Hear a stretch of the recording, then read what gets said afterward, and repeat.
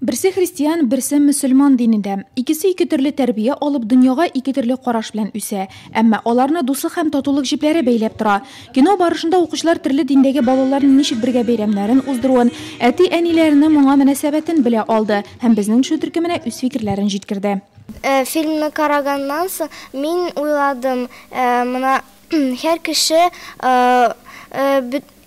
кешене чакырырга да була.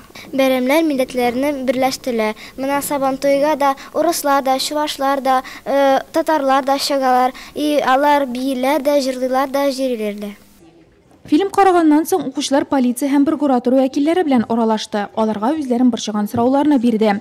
Милләт ара, дин ара мөнәсәбәтләрдә төрле аңлашылмаучанлыкларны ничек чишү ягыннан үсмерләргә өлкәннәр киңәше бик урынлы булды.